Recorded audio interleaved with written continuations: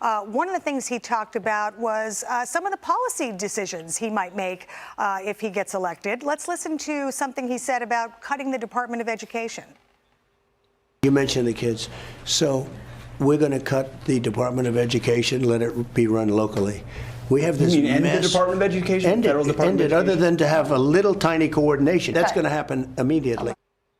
Okay, so Kat, he says that will happen immediately, cutting the Department of Education. What do you think about that? I mean, that's a view that I've had for a while, right? And it was always kind of seen as a radical view. But I don't know after what happened during COVID how that could be seen as radical anymore, right? Because during COVID, the Democrats' policy for years, what they were calling for was school is not allowed, right? That was the Zoom school was not real school. And we're seeing that in the hard data now of how far, sadly, very sadly, kids are behind, but you're a horrible person and a murderer if you ever express any concerns about that. That was what was truly radical. So I feel like there's no way you can look at what happened during COVID and think that that's ridiculous of an idea. All it is that the people in these communities and the parents know what's better for the kids that they actually know than some random bureaucrats in D.C. who have all these different special interests influencing their decisions. To me, that's not radical. To me, that's logic that makes sense. Yeah, so put the decision-making back into local hands. Yes. One of the other things the president talked about during this interview was having a transparent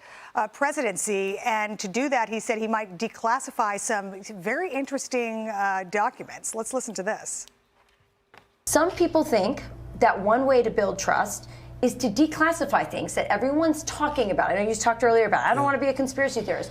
So if you were president, would you declassify, you can answer yes or no to these. Yeah. Would you declassify the 9/11 files? Yeah. Would you declassify JFK files? Yeah. Would you, I did a lot of it. Would you declassify the Epstein files? Yeah, I would.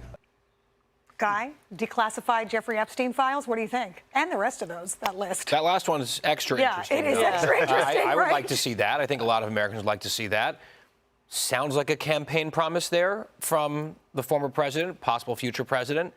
He also, let's be honest, says a lot of things. And then if he wins an election, maybe some of the promises get massaged, because that's what political figures do. It's not just unique to Donald Trump. Right. But those are intriguing questions, I think, and interesting answers. Yeah.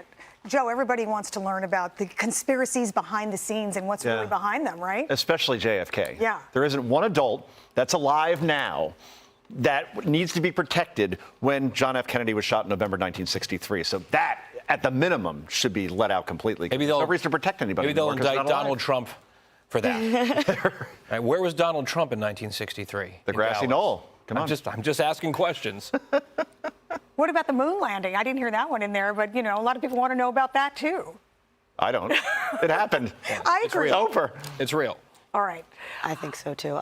For the record, I also believe we landed on the moon. I do, too. All right. I'm just asking. 4 for 4. All right. All right, guys. Good discussion. Hey, Sean Hannity here. Hey, click here to subscribe to Fox News YouTube page and catch our hottest interviews and most compelling analysis. You will not get it anywhere else.